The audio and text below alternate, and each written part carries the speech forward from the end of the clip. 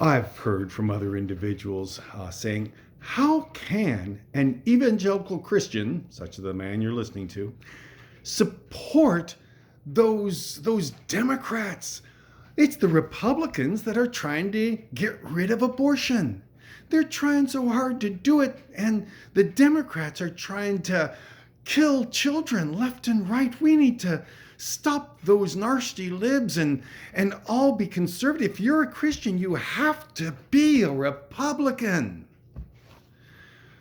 Based on what I've seen from the Republican Party leadership, now constituency is different, but the leadership, they don't care about abortion. What they care about is a hot button issue that they can use to promote power and to squeeze money out of their constituents. They will support theatric legislation that they know won't make any difference. Even this overturning of Roe versus Wade, what is that going to mean? I think there are some Republicans out there, constituents, that think it means that abortion will stop. All it means is that some states will have the ability to restrict abortion. Some of them will restrict it to the point of never happening, such as Texas. Some of them will restrict it more marginally. Some will not change their laws at all. And others will expand access to abortion because of women coming from other states to their states for abortions. It will not affect whether or not abortions happen or not. This is always the conservative Republican way to attack a social ill. Think back to prohibition. Now, we have this, in my opinion, very, very wrong view of what was going on at the time of the 18th Amendment that outlawed the sale of alcoholic beverages in the United States. We have no conception of how awful the scourge of alcohol was, particularly in the inner cities of America. It was terrible. Children not being provided for, men beating their wives on a regular basis. Horrible, horrible things going on with that. The people who supported prohibition were not a bunch of people who are saying, I don't like it that other people are having a good time. We need to stop people from having an enjoyable life and having a good time. No, they were trying to stop a very specific and very desperate social ill. I have no problem with that. The method that they used was Republican and was conservative. You stop it by making it illegal. Easy as pie, fast, cheap, simple, easy. That's what we love about Republican policies that attempt to do anything, when they ever did attempt to do anything. But it doesn't work. This is the United States. Surprise. If you have a demand for a product, the supply will come, legally or illegally. We had a terrible problem in the 80s with drug abuse. Yes. Let's do something about it. I know what. We're conservatives. Let's make it illegal and make it a penal offense and have a war on drugs. Yes, sirree. Especially the drugs those black people use. We'll make those especially penalized by long terms in prison. This doesn't work. If there is a demand for alcohol, there will be a supply for alcohol, because this is America. If there is a demand for drugs, there will be a supply for drugs, because this is America. If there is a demand for abortions, there will be a supply for abortions. And instead of attacking the supply by sending people to prison, yes, that's the Republican way. Let's send lots more people to prison. We love doing that. Instead, we need to restrict the demand.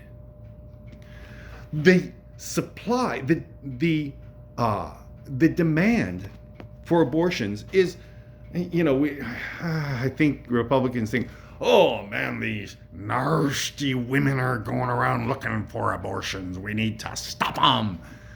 It's men primarily who demand that their partners get abortion. Why?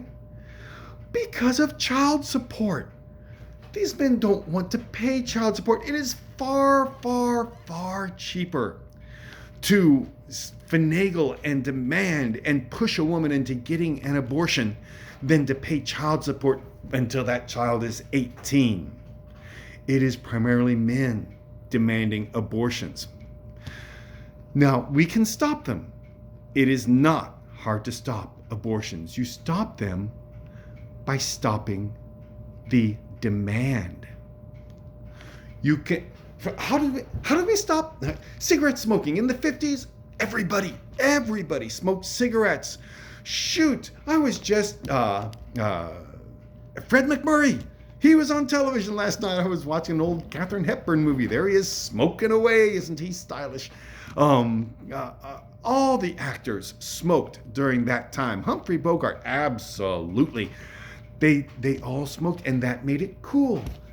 You can't find an actor on television these days who smokes. Even the bad guys don't seem to smoke nearly as much as they used to. We attacked the demand for cigarettes, and far, far, far, far fewer people smoke now. We stopped the advertising. We stopped the demand for cigarettes. The people, all these legislations from the different states getting large sums of money from the tobacco companies, people who want to smoke still smoke. However, far fewer people smoke because we attacked the demand, not the supply. The same is true of alcohol.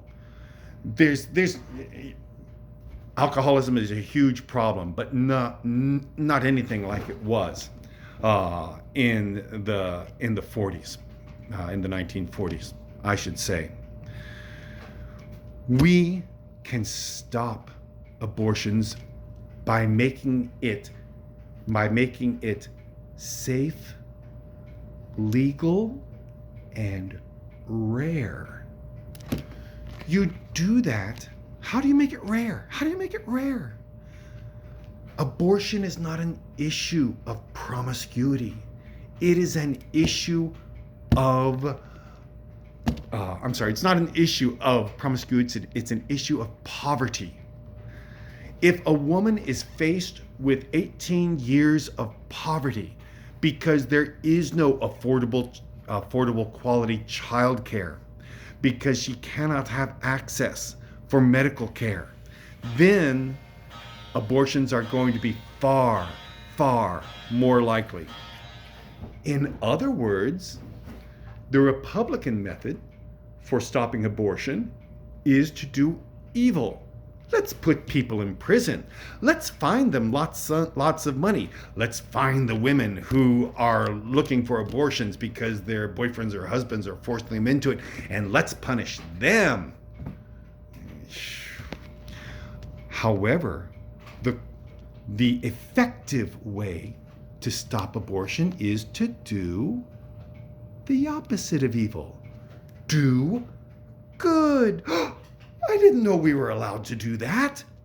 Yes, we are allowed to do good rather than evil. Specifically, as evangelical Christians, we're allowed. It's okay. We don't have to shove everybody into prison.